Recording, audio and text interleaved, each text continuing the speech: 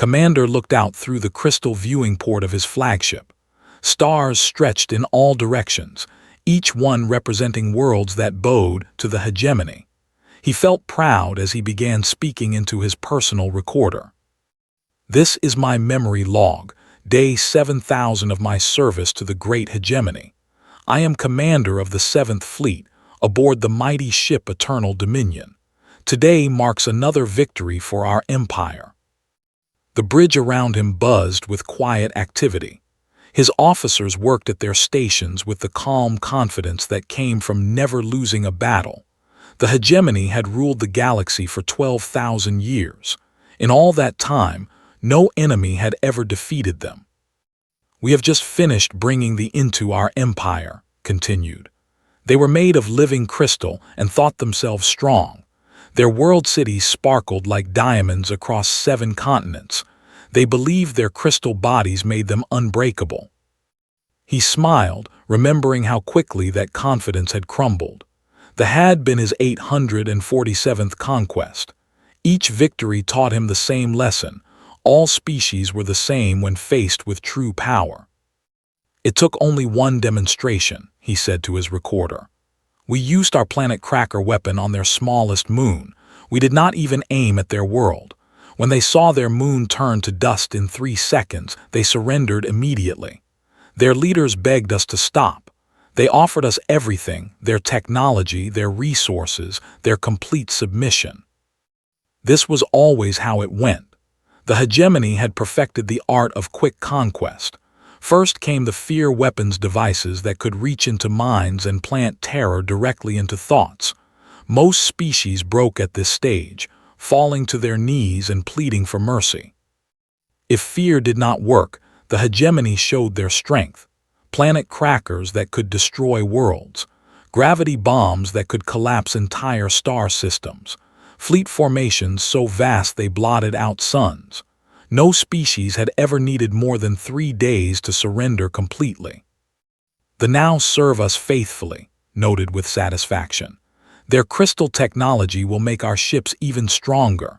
Their workers will mine precious metals from their world's core. Their leaders will teach their children to worship the hegemony as gods." Lieutenant approached with the day's reports. The young officer moved with the same confidence that marked all hegemony military. Why would he not? They had never known defeat. "Commander, we have new orders from High Command," announced. Took the data crystal and inserted it into his command console. The holographic display showed a small section of the galaxy's outer rim. A single star system glowed red, the mark of a new target. "Terra System," he read aloud. "Primary world designated Terra 3, locally called Earth. Species designation, human." The file was thin, which meant this would be another simple conquest. The intelligence report painted a picture he had seen hundreds of times before. The humans had just developed faster-than-light travel 50 years ago. Their ships were primitive, their weapons basic. They had not even contacted other species yet. Perfect thought, these would be easy prey. The report continued with biological details. Humans were mammals that walked on 2 legs. They lived on a water-covered world with 1 large moon. Their population was growing rapidly. They showed signs of curiosity about space travel. "Standard subjugation protocol is approved," he read from the orders. "Establish fear dominance, demand submission, integrate into the empire. Expected completion time, 2 to 3 standard days." Felt almost insulted. After his recent victories against the crystalline and the gaseous entropy lords, High Command was giving him what amounted to target practice. These humans would probably surrender the moment they saw his fleet. "Navigation, set course for the Terra system," he ordered. "Maximum speed." The stars shifted as his massive fleet began moving. 300 ships of war, each one capable of destroying continents. The flagship alone carried enough firepower to crack a planet's crust. Behind them followed the occupation vessel's ships designed to carry the fear weapons, the administrative staff, and the workers who would transform another world into a hegemony colony. "I estimate this operation will take 2 days," said to his recorder. "These humans will see our ships and understand their situation immediately. They are not even a proper space-faring civilization yet. Their largest ships are probably smaller than our fighters." He pulled up images of human cities from long-range scouts. The buildings looked fragile, made of metal and glass instead of proper force fields. Their vehicles moved on wheels along the ground instead of floating above it. Everything about them screamed weakness and primitiveness. "I wonder if they have even developed fear weapons yet," he mused. "Or gravity shields, or quantum tunneling devices. Probably not. They look like children playing with simple tools." The thought made him almost sad. It had been years since he faced an enemy that could provide any real challenge. The greatest civilizations in the galaxy had all fallen to the hegemony long ago. Now only primitive worlds remained, scattered along the rim like forgotten toys. Still, orders were orders. The humans would join the Empire whether they wanted to or not. Their world would become another jewel in the hegemony's crown. Their people would learn to serve with gratitude, just like all the others. "Fleet status report," he called out. "All ships ready, Commander," replied his tactical officer. "Fear weapons charged and calibrated. Planet Cracker armed and standing by. Occupation forces prepared for immediate deployment." "Excellent. Upon arrival, we will follow standard procedure. Broadcast the standard ultimatum. Activate fear weapons. If they show any resistance, destroy one of their cities as a demonstration. They will surrender within hours." Settled back in his command chair and closed his eyes. In 3 days, this would all be over. The humans would bow before him, just like every other species had done. He would add another victory to his record, another world to the Empire. The stars continued to wheel past as his fleet raced toward what he believed would be just another routine conquest. He had no way of knowing that he was about to encounter something the hegemony had never faced before. A species that would look at his mighty fleet and say a single, impossible word. "No." The hegemony fleet dropped out of faster-than-light travel at the edge of the human star system. Watched his sensors come alive with data about this new world and its people. "Commander, we are detecting multiple human vessels," reported his sensor officer. "They appear to be moving toward us." This was unusual but not unknown. Sometimes primitive species tried to meet their conquerors in space rather than wait for orbital bombardment. It made no difference to the final result. "How many ships?" asked. "Approximately 40 vessels, sir. They appear to be moving into formation." Almost laughed. 40 ships against 300. These humans were either very brave or very stupid, probably both. "Open communication channels. Broadcast our standard ultimatum in their language." The main screen lit up with the familiar message that had been translated into hundreds of languages over the "People of Earth, you now face the might of the galactic hegemony. We are your new rulers. Submit immediately and your world will be spared. Resistance will result in the complete destruction of your civilization. You have 1 standard hour to surrender unconditionally." Expected the usual response: panic, desperate pleas for mercy, or frantic attempts at negotiation. Instead, silence stretched across space for several minutes. Then a single transmission came back from the human fleet. "No. Not we refuse your terms or we need time to discuss this. Just one word, no." "Sir," his communication officer said, looking confused, "I believe there may be an error in translation. Their response does not match any known pattern." "Run it again," ordered. The translation came back the same, "No." "Perhaps they do not understand," suggested Lieutenant. "Should we send a more detailed explanation of our capabilities?" Studied the human fleet on his tactical display. Their ships were indeed primitive metal hulls with chemical rockets and basic energy weapons. By all logic, they should be terrified. "Activate fear weapons," he commanded. Standard intimidation pattern. The hegemony's most powerful psychological weapons reached out across space, designed to plant pure terror directly into the minds of enemy crews. These devices had broken the will of countless species, turning proud warriors into cowering children. The human fleet did not waver. Their ships continued advancing in perfect formation. "Sir, the fear weapons appear to have no effect," reported his weapons officer. "Impossible. Run a diagnostic on the fear projectors." "All systems functioning normally, Commander. The humans seem unaffected." This had never happened before. Every known species was vulnerable to fear weapons. They targeted the most basic survival instincts that all life forms shared. How could any creature be immune?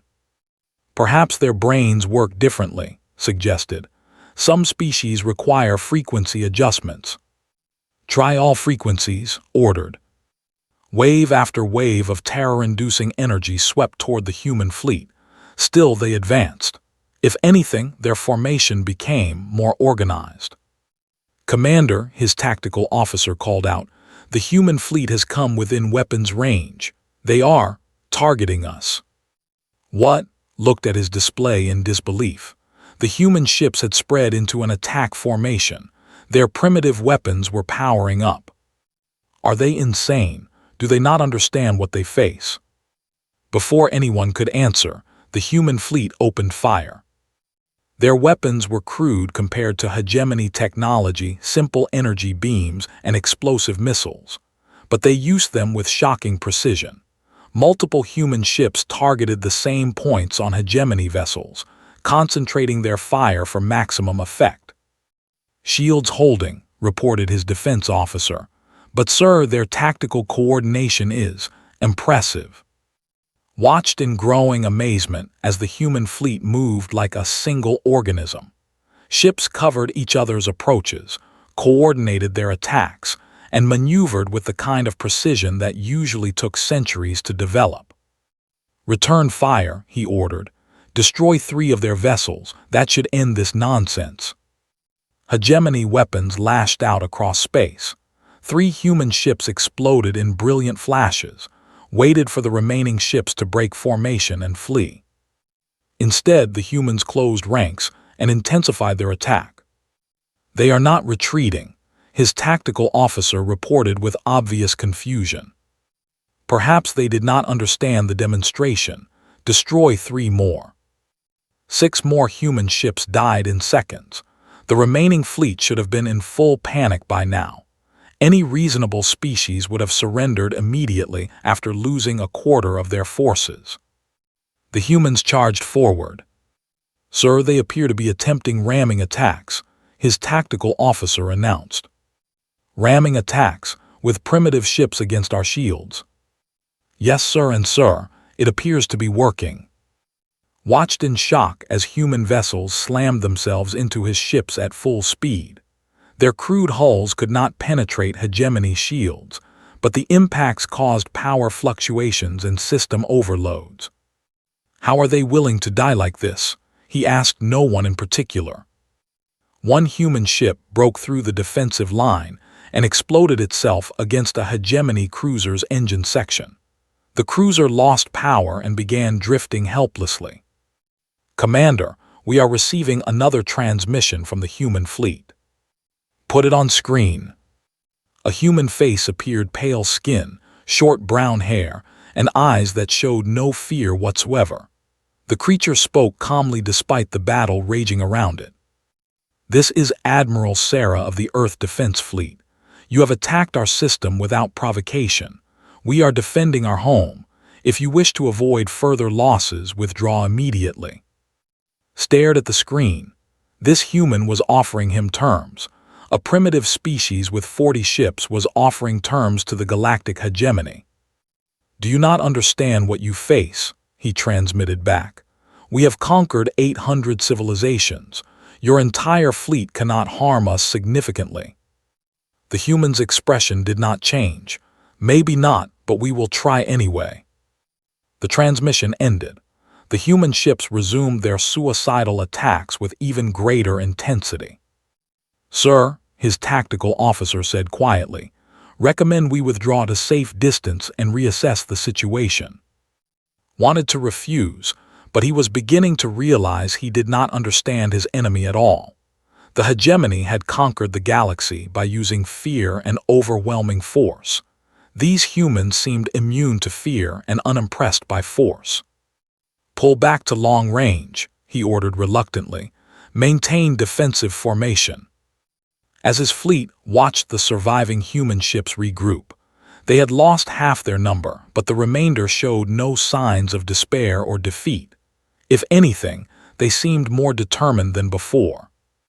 "Begin detailed scans of human vessels," he commanded. "I want to understand how they coordinate so effectively, and contact High Command. Request reinforcements." The word stuck in his throat. In 12,000 years of conquest, no hegemony fleet had ever requested reinforcements against a primitive species. "Sir," his communication officer asked, "what should I tell High Command about the situation?" Looked at the human fleet on his screen. 40 ships had held off 300. Primitive vessels had damaged advanced warships. Creatures who should have been cowering in terror had instead charged into battle singing. "Tell them," he said slowly, "that these humans are different." 6 weeks had passed since the hegemony fleet arrived at Earth. 6 weeks that should have seen complete human surrender and the beginning of planetary occupation. Instead, found himself fighting the longest war of his career. Personal log, day 42 of operations in the Terra system. He spoke into his recorder with visible exhaustion. The situation continues to evolve in unexpected ways. Around him, his bridge crew worked frantically at their stations. Half of his original fleet was gone, destroyed, disabled, or forced to retreat for repairs. The humans had somehow managed to capture several hegemony vessels intact, along with their crews. "The humans have established what they call a defense perimeter around their world," continued. "They have converted civilian vessels into warships. Cargo haulers now carry weapons. Passenger ships have become bombers. Even their mining equipment has been turned into weapons of war." This transformation amazed and terrified him. The hegemony conquered through fear, breaking enemy will before significant resistance could develop. But humans seemed to grow stronger under pressure, like metal being forged in fire. "Sir," Lieutenant approached with another damage report. "The humans have hit our supply depot at the system's edge. They used converted mining ships as bombers." "How many ships did we lose?" 17 supply vessels and their escorts. But sir, that's not the strangest part. They captured 4 of our technical officers alive during the raid. Blood went cold. Hegemony personnel captured by primitive species was unthinkable. What did the humans want with prisoners? According to the survivors, sir, they wanted to talk. Talk? Yes, sir. The humans asked our people questions about hegemony technology, tactics, and our other conquests. This made no sense. Conquered species usually begged for mercy or tried to bargain for their lives. They did not conduct interviews with their captors. Have any of our people broken under interrogation? Looked uncomfortable. Sir, the humans don't seem to use torture. They offer food, medical care, and comfortable quarters. They just ask questions. And sir, some of our crew have started answering. What stood up sharply? Treason. Not exactly, sir. The humans seem genuinely curious about the other species we have conquered. They ask about their cultures, their technology, their current living conditions under hegemony rule. Our people say the humans seem sad when they learn about our methods. Could not understand this behavior. Why would an enemy care about other conquered species? Why show kindness to prisoners? It made no military sense. Sir, incoming transmission from the human fleet. Put it through. The same human leader appeared on screen, Admiral. She looked tired but determined, and somehow she had more ships behind her than before. "Commander," she said, using his name correctly, "I am calling to offer you terms for withdrawal." "You offer me terms?" Almost laughed. "You have 40 ships, I still have over 100. 68 ships, corrected calmly. "And I have 83, but this isn't about numbers anymore, is it?" She was right, though he would never admit it. Human shipbuilding capacity seemed to be increasing even as they fought. Somehow they were building vessels faster than he could destroy them. "Your offer," he asked. "Leave our system peacefully. We will return your captured personnel unharmed. We will even provide you with detailed medical reports about their treatment to prove we have honored the rules of war." "Rules of war? You are primitives fighting your betters. There are no rules." His expression hardened slightly. "There are always rules, Commander. The question is whether you choose to follow them or not." Before he could respond, she continued, "We have learned much from your captured officers, about the 800 species you have conquered, about the fear weapons and planet crackers, about how the hegemony rules through terror. Then you should surrender immediately." "No," said firmly. "It makes us more determined to resist. Every story we hear about your other conquests, every detail about how you break entire civilizations, it just proves that you must be stopped." The transmission ended, leaving staring at a blank screen. "Sir," his tactical officer called out, "long-range sensors detect a massive human fleet approaching from the outer system." "How many ships?" "Over 200, sir. They appear to be newly constructed vessels, but they are using modified hegemony technology." Felt ice in his veins. Modified how? "They have somehow improved our shield generators and weapon systems. Their ships are faster and more maneuverable than our designs." This was impossible. The humans had been fighting for only 6 weeks. Even the most advanced species took years to understand and modify hegemony technology. How could primitives improve upon designs that had conquered the galaxy? "They are hailing us, sir." On screen. This time a different human appeared, a man with graying hair and intense eyes. "I am General, Supreme Commander of Earth's Combined Defense Forces. You are now outnumbered and surrender immediately, and you will be treated according to the laws of war." "Laws of war," sputtered. "We are the hegemony. We do not surrender to primitives." "Then you will die here," said simply. "But before you make your choice, you should know we have been in contact with some of your former victims." A chill ran down spine. "What do you mean?"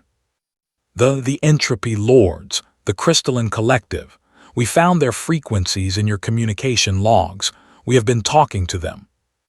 "Impossible. They are loyal subjects of the Empire." "Are they?" Smiled coldly. "When we told them about our resistance, when we explained that the hegemony could be fought and defeated, they became very interested. Several systems have already begun organizing resistance movements." The screen changed to show intercepted communications from across hegemony space. Rebellion on 12 worlds, fleet mutinies in 3 sectors, entire systems declaring independence. "You see," continued, "the hegemony's greatest weapon was the belief that resistance was hopeless. You have ruled through fear for 12,000 years because no one thought you could be beaten. We are proving that wrong." "Sir," whispered urgently, "High Command is reporting revolts in 17 sectors. They are demanding immediate reinforcements." Looked around his bridge at the faces of his crew. For the first time in his career, he saw doubt in their eyes. The unthinkable was happening. The hegemony was losing. "What do you want?" he asked. "Right now, just for you to leave our system. Tomorrow. We want every conquered species to know that freedom is possible. The day after that, we want the hegemony to become a memory." The human fleet was moving into attack formation. 200 ships with improved weapons facing his remaining 68 vessels with demoralized crews. For the first time in 12,000 years, a hegemony commander was about to give an order that no hegemony commander had ever given. All ships said quietly, prepare to withdraw from the system. The emergency klaxon woke from his first real sleep in days. His flagship had been orbiting the dead system for 3 weeks, gathering the largest hegemony fleet ever assembled for a single operation. Commander, to the bridge immediately, came the urgent call over the ship's communication system. Rushed through the corridors, passing thousands of crew members preparing for what High Command called the final battle. 200,000 ships from across the galaxy had gathered here, every available vessel in the hegemony fleet. Report, he ordered as he reached the bridge. Sir, the human fleet has arrived, his tactical officer announced. They came out of hyperspace in perfect formation. How many ships? 20,000, sir. Almost smiled.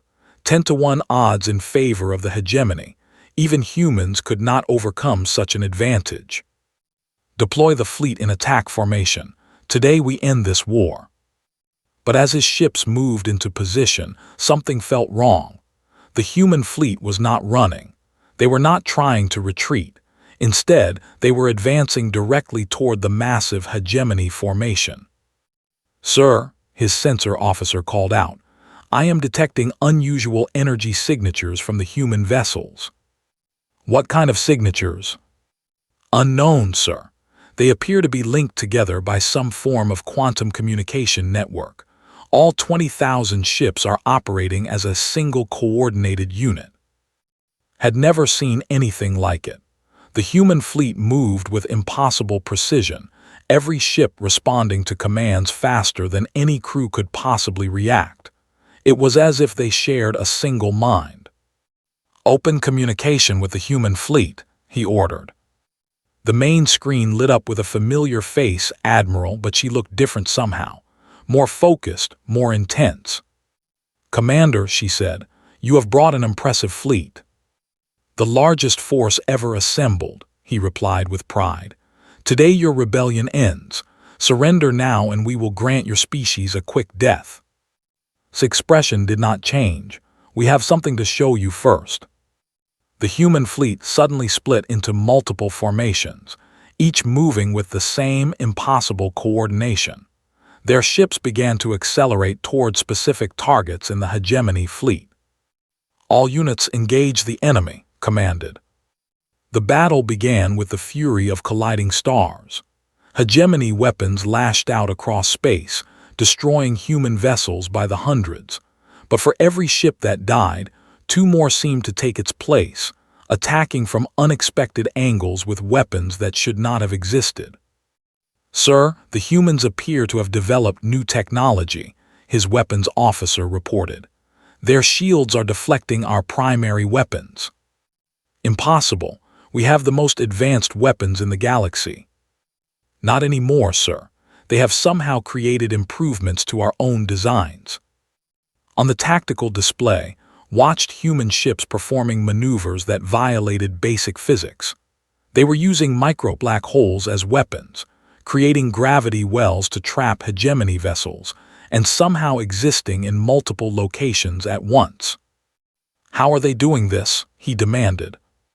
Unknown, sir, but their coordination is beyond anything we have encountered.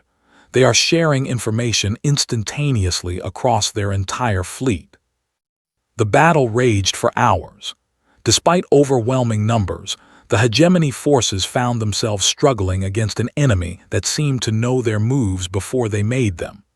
Human ships sacrificed themselves with mechanical precision, each death serving a greater tactical purpose.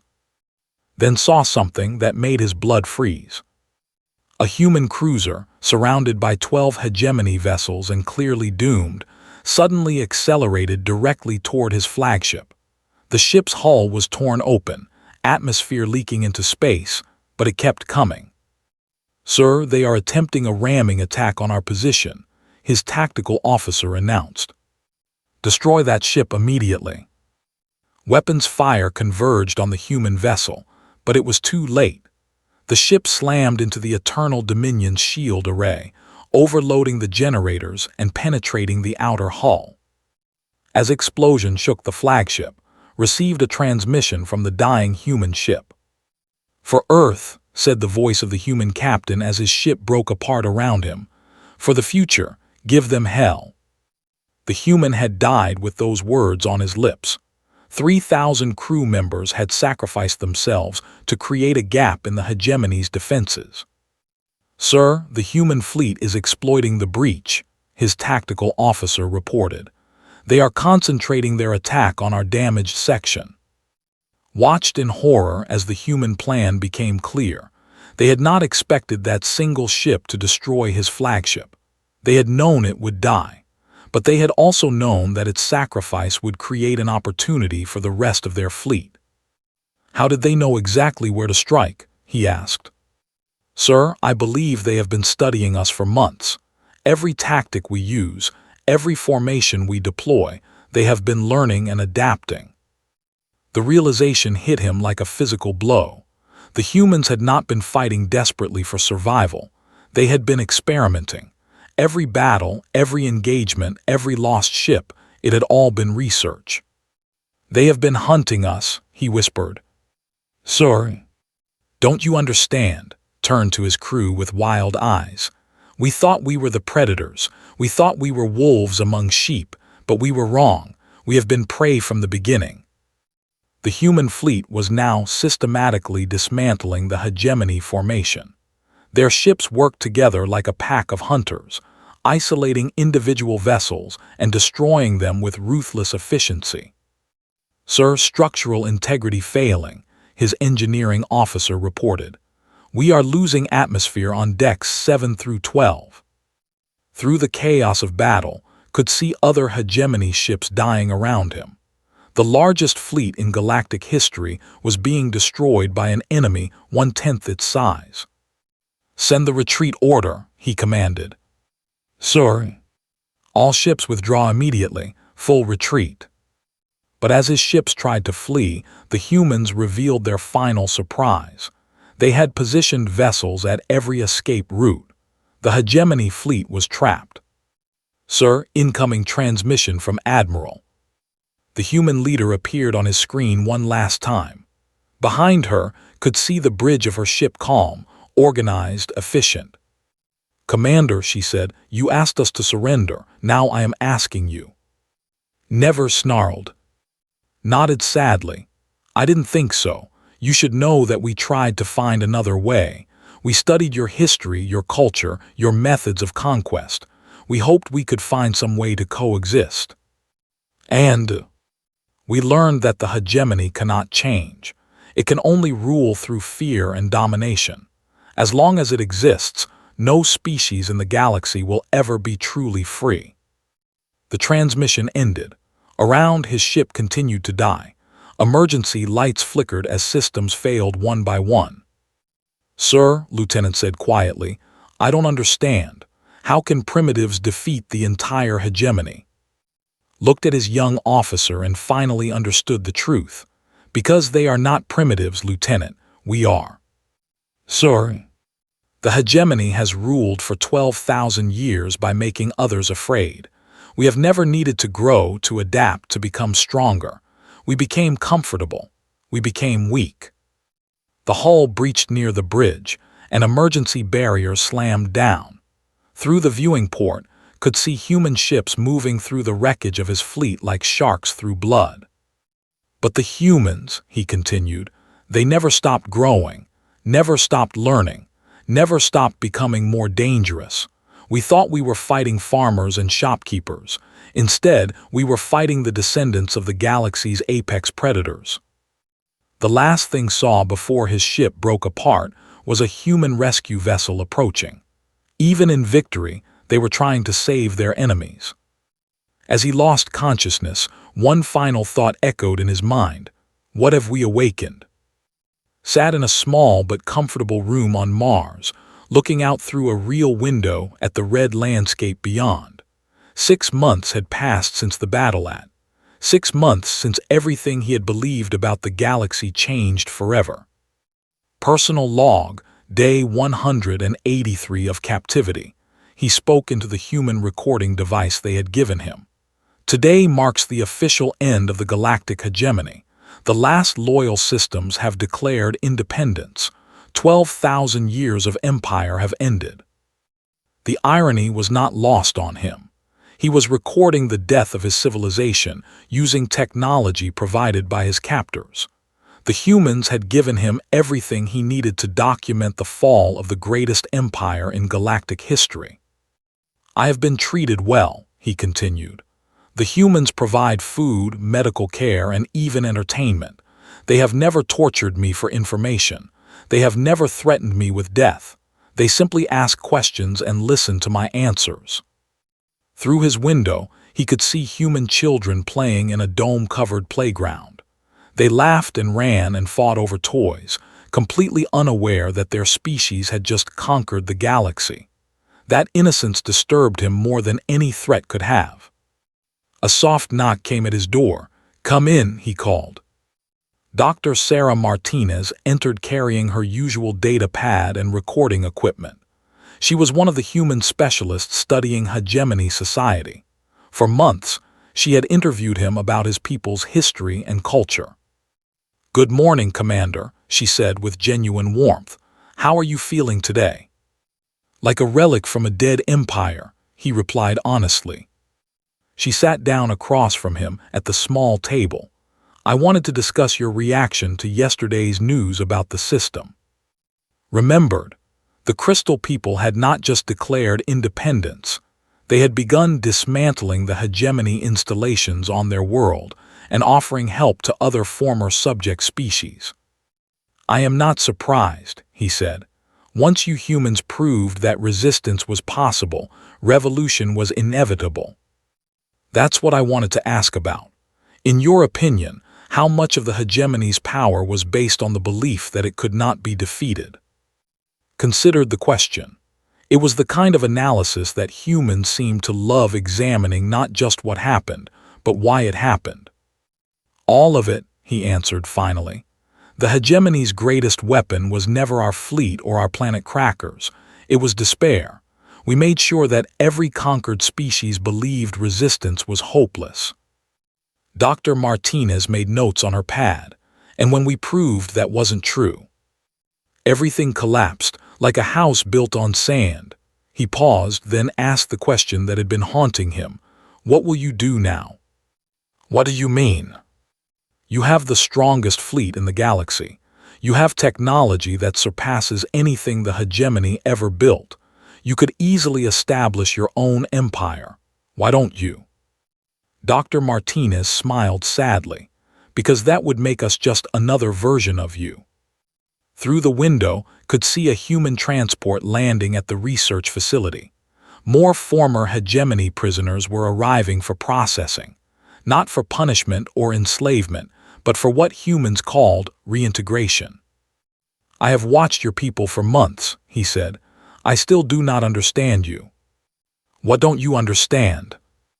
"Everything. Your kindness to enemies, your refusal to take revenge, your insistence on helping the very species that serve the hegemony willingly." He gestured toward the window. "Those children playing outside, they could rule the galaxy if they wanted. Instead, they play games." Dr. Martinez followed his gaze. "Would you prefer they were planning conquests?" "I would prefer that they made sense," replied. "Power is meant to be used. Strength is meant to dominate weakness. That is the natural order. Maybe for the hegemony, not for us." She stood up and moved to the window. Outside, human workers were helping newly arrived aliens adjust to life on Mars. Former hegemony soldiers worked alongside former slaves, building something new together. "Can I tell you what we learned about humanity during the war?" she asked. Nodded. "We learned that we are very good at destroying things, frighteningly good. Our military strategists calculated that we could have ended the war much faster if we had been willing to accept higher casualties." "Then why did you not?" "Because destroying is easy, building is hard. Anyone can tear down a civilization. It takes wisdom to create something better." She sat back down and looked directly into his eyes. "Commander, Did you ever wonder why the hegemony never actually improved the lives of conquered species? We brought order, we brought peace. You brought submission, there's a difference. She pulled up a holographic display showing economic data from across the former hegemony. Look at these numbers: productivity, innovation, cultural development. Everything declined under your rule. The data was damning.